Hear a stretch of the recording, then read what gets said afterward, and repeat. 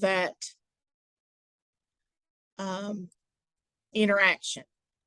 Okay, so we're going to talk about statistics vocabulary. And I told you on Monday towards the end of class that really the first few lessons might seem boring, if you want to think about them that way, because we are going to be learning a lot of vocabulary.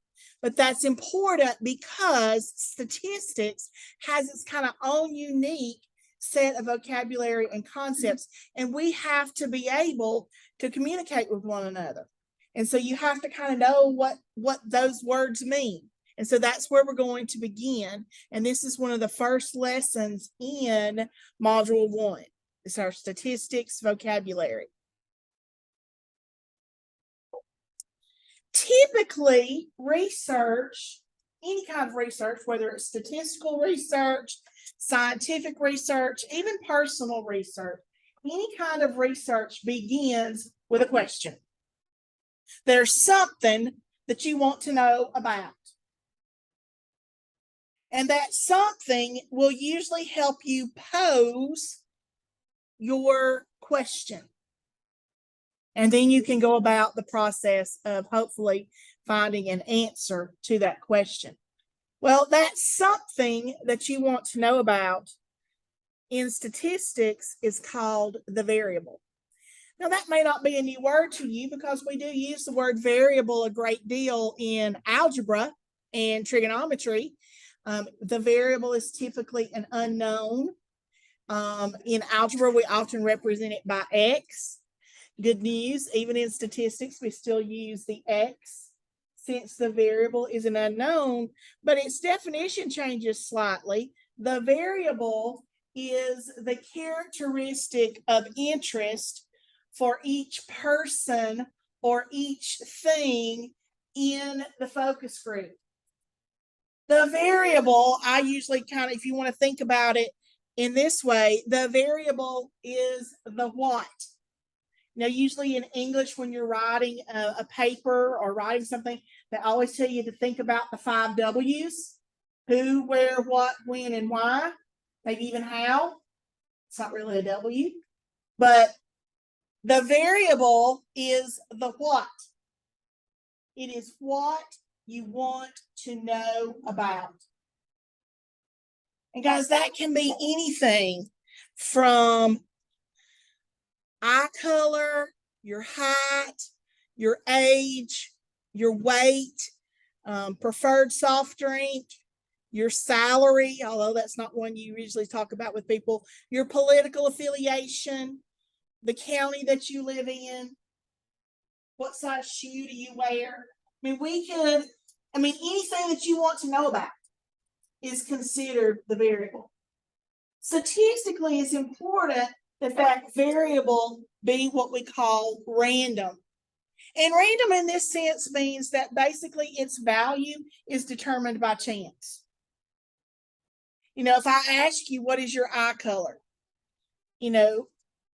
It's pretty much random. Yes, there's probably some genetics that come into play for your eye color, okay, family genetics, but even genetics has that sense of randomness because you have the dominant and you have the recessive.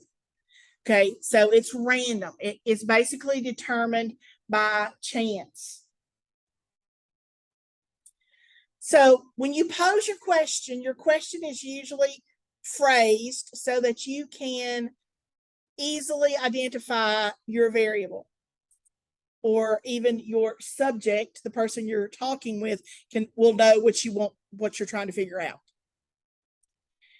When that person that you're interacting with responds to you or responds to your question, what you get is called the data. Okay, so if I walk up to Chris and I say, Chris, what color are your eyes? And he responds to me, what I get is data. Actually, if it's only one response, it's datum. That's singular. Data is plural. And when you're doing research, you want data. You want lots of data. Okay, so the data is the actual response to whatever it is you want to know about. The data is the response to whatever the variable is. For example, if I ask eye color, I might get responses like blue, green, hazel, or brown.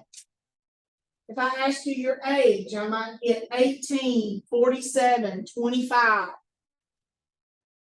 If I ask you your political affiliation, you would likely say Republican, Democrat, or Independent. Okay, so the data are your responses. So we have a question or a variable. We have something we're interested in. That's the what. We collect the responses called data. Let's think about the who. There are actually two who's, or two focus groups that we usually deal with in statistics. We have what's called the population. That's the big who.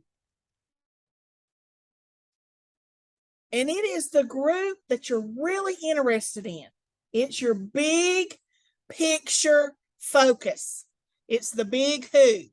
Who are we going to get information from? Who do we want to learn about? It's kind of the big picture focus.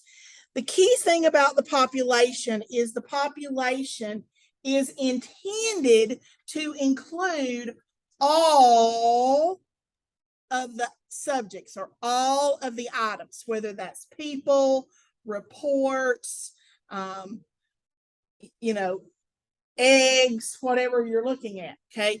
It's intended to include all of the items.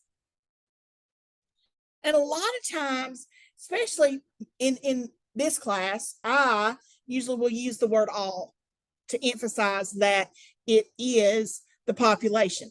Now, it doesn't have to be stated clearly using the word all, okay? It can be implied. For example, if I say the population is the governors of the 50 United States, okay? It doesn't use the word all in that statement, but it's somewhat implied because it says the 50 United States.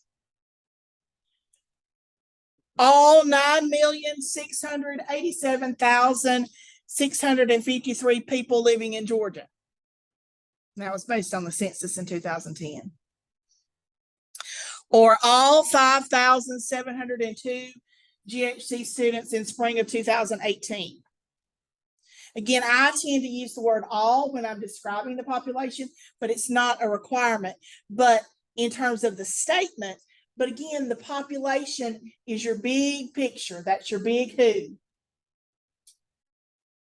Because think about it. How difficult do you think it would be to get information from 9,687,653 people in the state of Georgia? Think that'd be an easy task? I don't think so. It's going to take a lot of time. It's going to take a lot of money. And I still might miss some people. So sometimes dealing with the population, with all the group, is a little bit challenging. Now, I probably could manage to get information about or from the 50 governors. That's probably doable. Okay. So the challenge, although we really would like to know about everybody, everyone in the group, getting that information from everyone in the group is going to be challenging, time-consuming, and expensive. And so most times researchers do not use the population because of that fact. Funds are limited, time is limited. And so what we do is we select a smaller subset from that population. That smaller subset is called a sample. The sample is again smaller. It's going to be more manageable.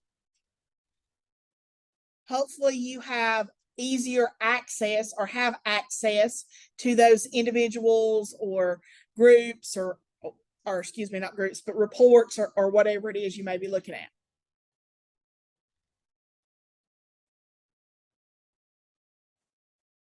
The sample is some of the people or some of the items that you're going to actually study. Again, it's a smaller group that's more manageable that you can get the information from without too much difficulty. So instead of trying to do all 9 million plus people living in Georgia, maybe we select only 500,000 people living in Georgia. Or we randomly select 100 GHC students that were enrolled in that 2,200 in spring 2018. You may be scratching your head too, because you may be going, Miss Ralston, 500,000, that's not really small. I mean, it's smaller than 9 million, obviously. Ideally, the ideal is that your sample is 5% of the population. Again, to make sure that you have enough information. Now, sometimes that's not possible, depending on what kind of research you're doing. You may not be able to use 5%. That's the idea. Okay, so that's kind of why you might see a big number like that, even though that seems like a really big number. If you're visual, let me give you a visual of how the population and the sample relate. And I apologize, I don't know, the colors may bother you. Okay, you got the big picture, the big dark blob. That's your population, because that's the big picture. Okay, big blob, big picture. But again, it's difficult to get information from everybody in that big blob. So we select from that big blob, we take a smaller, lighter colored blob called the sample. Now notice the smaller blob is inside the bigger blob. Okay, and that's because we want the sample to come from the population. Okay, so my sample is the small group, the population is the big group, and the sample is taken from or out of the population. Now, connected to each of those groups, there are numerical measurements that we can make. We can determine how many are in the group. We could determine the minimum or the maximum. We could determine the most popular, the least popular. We could even probably figure the average. We probably all know how to do an average. Okay, and so those measurements that come from those two different groups have two different names, obviously. Okay, so from the population, we collect or we calculate what are called parameters. Okay, the numerical measurements associated with a population are called parameters. Notice that they both start with the letter P. And sometimes they'll even emphasize it. They'll refer to it as a population parameter. P and P. Because here's the challenge with our population parameter. We just talked about with the population that it's difficult to get information from every single person. So if I collect the data thinking that I've got everybody, but I really don't, that number that I calculate is not going to be accurate. Okay, so getting a true accurate parameter is basically impossible, and it's very impractical to try to calculate. Again, because we never truly have all of that information. So that's a challenge that we face. Oftentimes your parameters are going to be estimates or estimated. But the nice thing about the parameters is that those parameters are what we call fixed or constant. And what that means is, if it's everybody, it's going to be everybody today. It's going to be everybody tomorrow.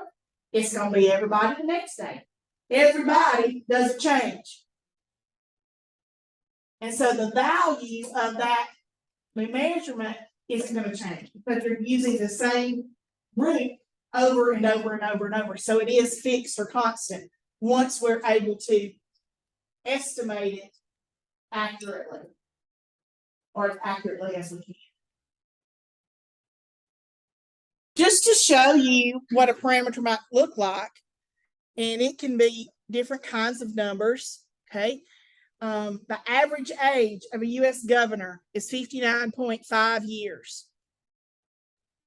We could probably get the ages of the 50 governors and figure that out.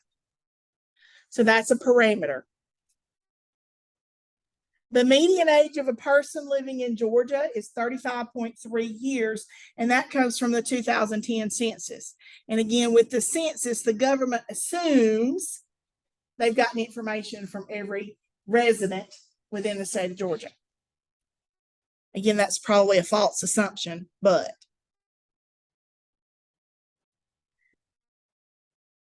the numerical measurements connected to a sample are called statistics.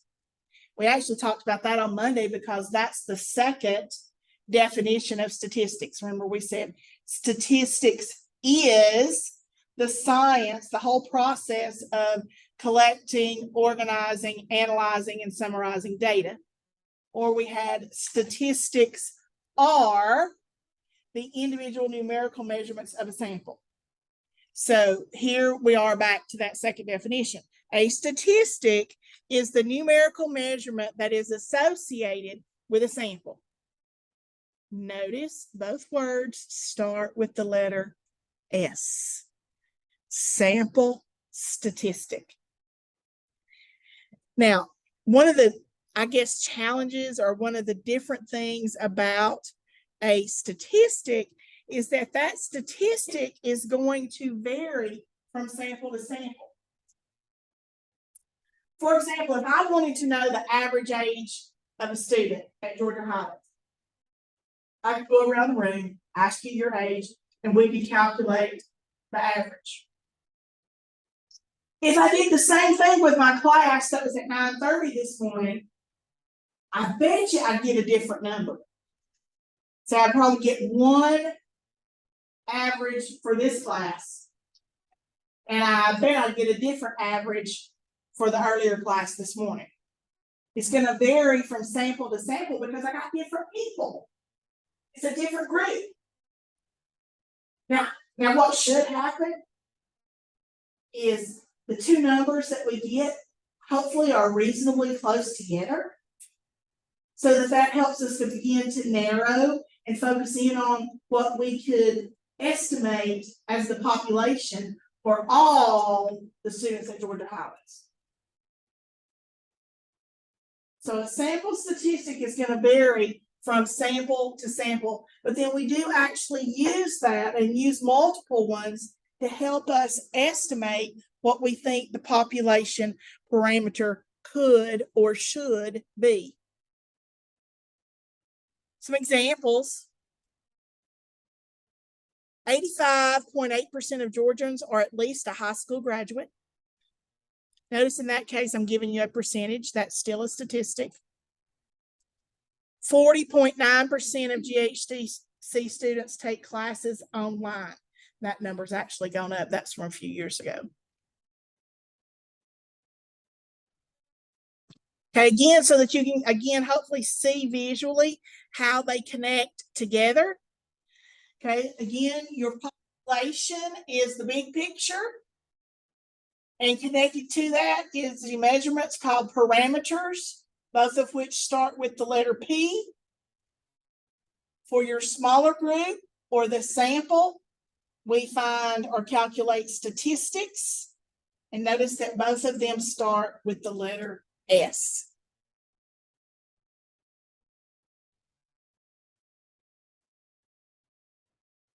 Okay, any questions? This particular table came from a separate textbook, not the one that we currently use, but I thought it is a great comparison for you of what is a population and what is a sample. Again, the deal with the population is it's the big picture focus, and it's the group that you really, really, really, really want to know about. But it's not feasible to get information from the entire group. So we use the sample, which is part of the group, and it's the group that I do know about or am able to find out about. So this is a great, again, I think it's a great table to kind of help you see that comparison. Questions? Okay, I want us to take a look at a couple of examples, and these examples are set up in the same way that the homework and the practice problems for this lesson are set up. Okay, you get a scenario, and then from that scenario, you have to identify the variable, population, the parameter, the sample, and the statistic.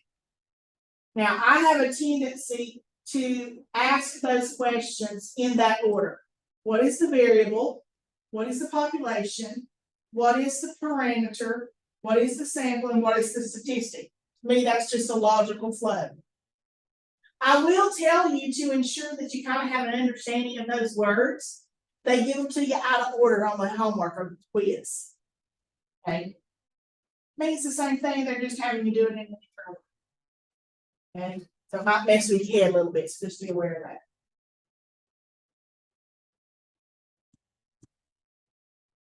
All right, here's your scenario. You want to know the average or mean amount of money that first-year college students spend at ABC College on school supplies that do not include books. We randomly survey 100 first-year students at the college. Okay, think for a minute. What question would you walk up to a first-year student and ask?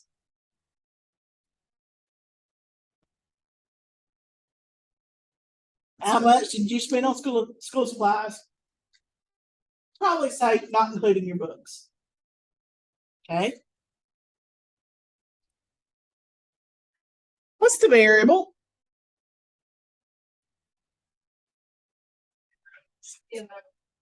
The amount of money, okay, that's spent on school supplies by first-year college students at ABC College. Okay. Again, go back and think, when you're trying to identify that variable, think about what question would you ask? If you were going to walk up to somebody to get a response that connects to that scenario, what question would you ask? And we would have to ask, how much did you spend on school supplies excluding books? Now, also notice though, that I didn't stop at amount of money spent on school supplies. Because if I stop there, I could be talking about how much did school supplies cost for an elementary student? Or how much did the supplies cost for a middle school student?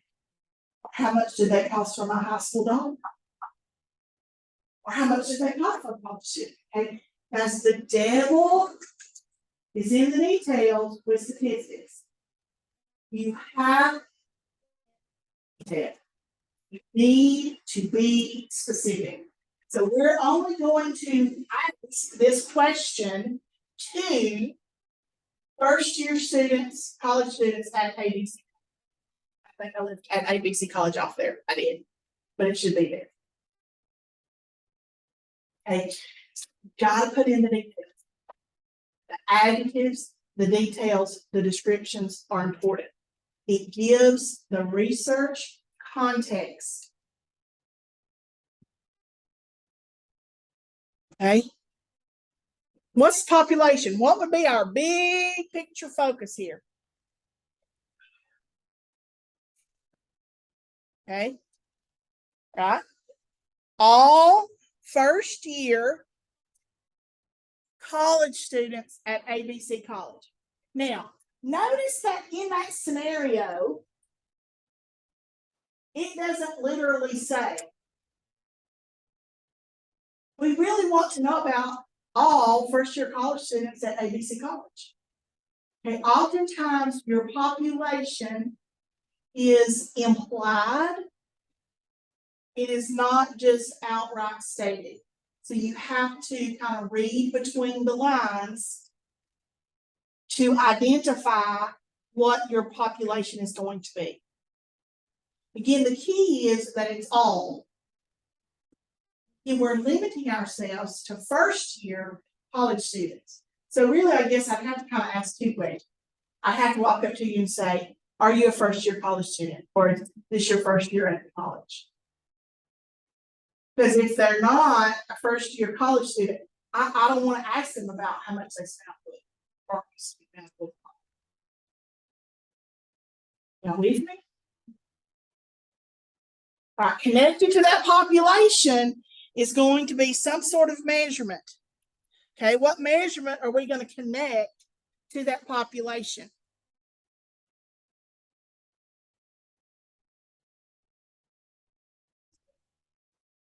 That's your sample. Okay, we're looking at parameter, the mean. Okay, the measurement that we ultimately want to calculate. First, it says you want to know the average or the mean. So that's the measurement that I'm going to use. The measurement I'm going to use is the average amount of money spent by first year college students at ABC College on school supplies. So my measurement is the average. And guys, we're measuring the variable. Okay, so the measurement we're using is the average of the variable, which is the amount of money spent on school supplies, not including books, by first year students, college students at ABC College. Yeah, that's a long sentence. It's a lot of words, but guys, you got to put in the details. You got to have the details. That gives you, if that's all you know, that gives you the context.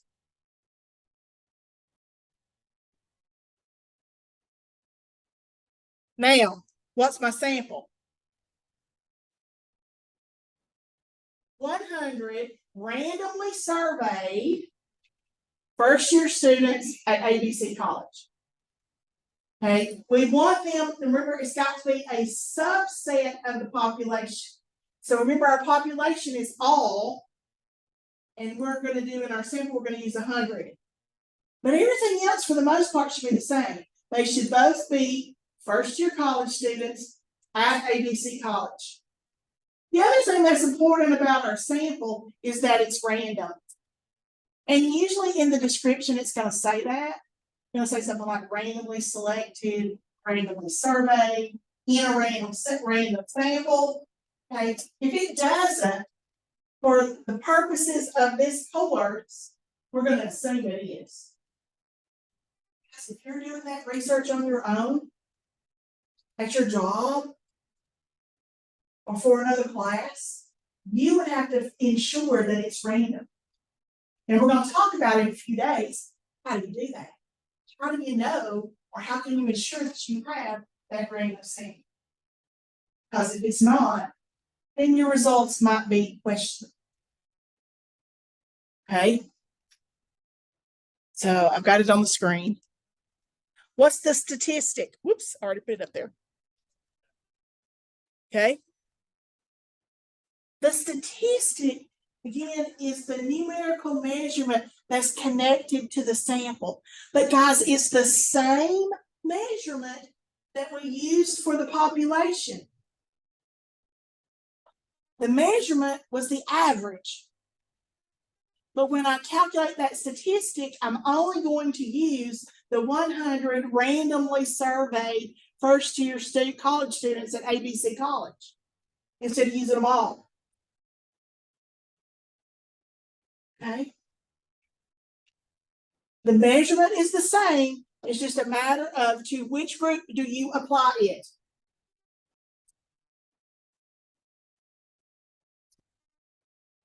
All right, let's walk through one more.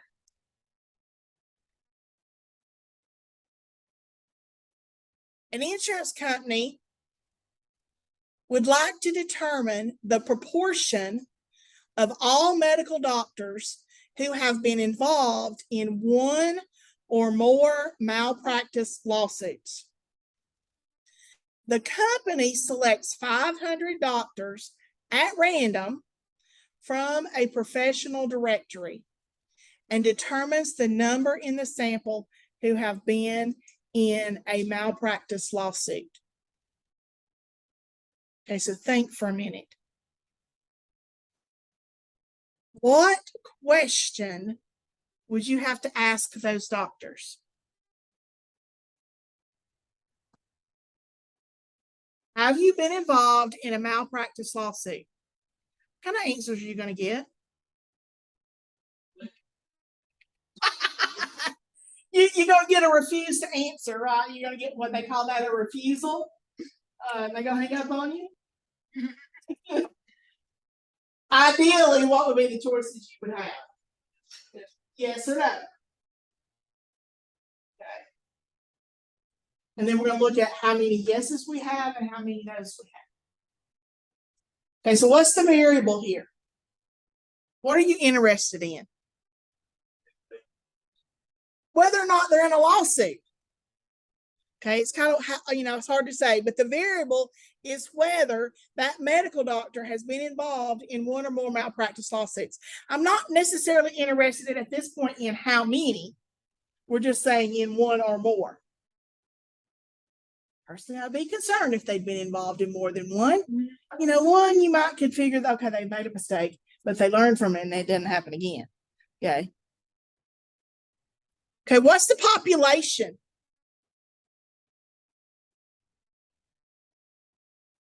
All medical doctors. Okay, again, we're narrowing it down to medical because there's other kinds of doctors. Okay, so all medical doctors. Is it all medical doctors everywhere in the whole wide world?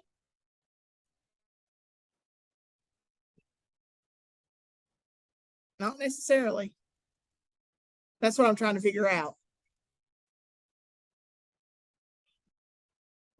Okay, we're limited to the medical doctors that are in that professional directory. Okay, because that's the only information I've got. I'm using this professional directory. So if they're not in the professional directory, I'm not going to consider them. If they're not a medical doctor, if maybe they're a doctorate of education, we have some of those around here, or someone who has their PhD in mathematics. Okay, or a PhD in chemistry. Okay, I'm only going to deal with medical doctors, MDs.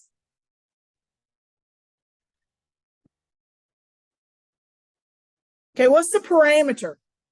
What's the measurement we're going to use here? The proportion. Okay, this time instead of using like an average or whatever, we're going to look at a proportion, or another way to consider that is the percentage. We're trying to find the proportion or the percentage of all the medical doctors that have been involved in one or more malpractice lawsuits. Okay, guys, statistics or parameters, numerical measurements, do not have to always be an average. They can be presented as percentages. They can be stated as like ratios or odds. Okay. Sir. So for the population, this one, why would it just be in the professional directory? It says the insurance company by all instead of just the 500 random it chose. Okay, but they chose those 500 from a professional directory to which they had access. Probably, if it's a particular insurance company, let's just say, for example, it might be like Aetna, for example. Okay. They probably, if they insure medical doctors, they probably maintain a list of medical doctors. And so they only have access to their doctors or the ones that are on that list. So they're still kind of looking at the population, but they're looking at a limited population of their company. Now, ideally, it would be great if they could get information, from other companies as well.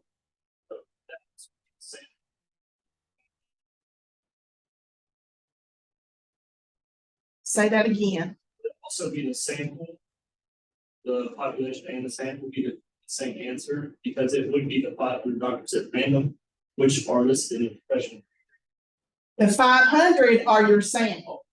That's what I'm saying. Okay, but my directory might have 1,000 or might have 2,000 or 3,000 doctors' names on it, depending on how many my company insures.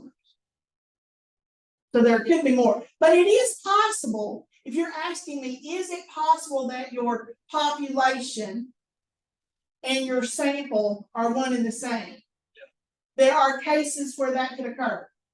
Go back to the idea of the 50 governors. Our population would be all the 50 governors. And if I use all of them, if I get information from all of them, then my sample is also my population. If we look at all 45 presidents of the United States, if I use all of them that's ever been president and get information from or about all of them, then again, my sample and my population are one and the same. It is possible. Usually unlikely, but it is possible. I think that's what you're asking me. Okay, the sample, as we just talked about for this particular problem, is going to be the 500 medical doctors that were selected at random from that professional directory. Now, they don't tell us how many are in the professional directory. So I suppose it is possible they only had 500 and, you'd have that issue that your population and your sample are the same.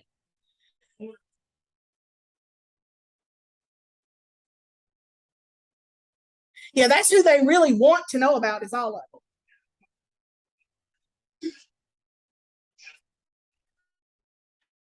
Because on the board, it says the population of all of them in the directory.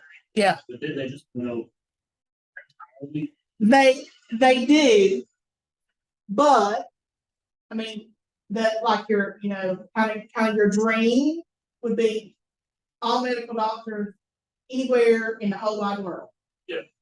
But I'm still limited by time constraints, money constraints, access. I mean, me as an individual, if I'm the researcher, I don't necessarily have contact information or have a way to contact all of them.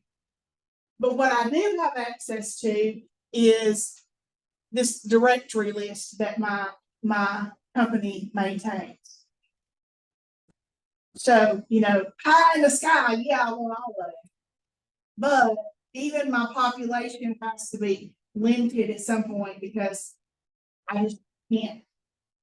It's not feasible.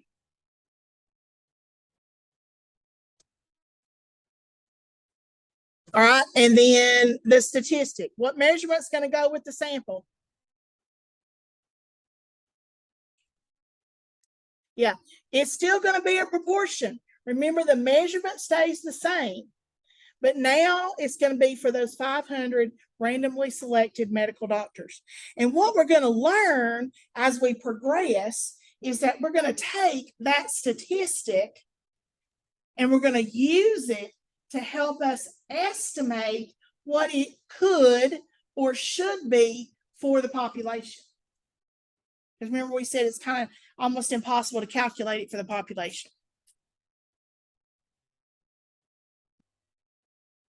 Other questions?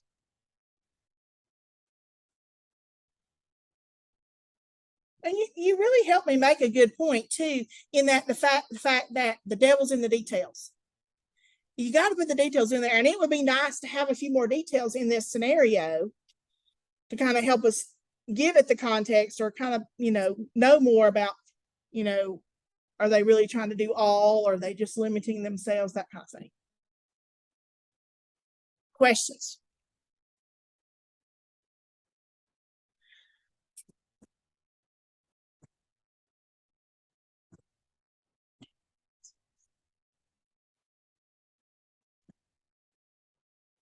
Okay. We are scheduled to do class participation 1 today, and I am going to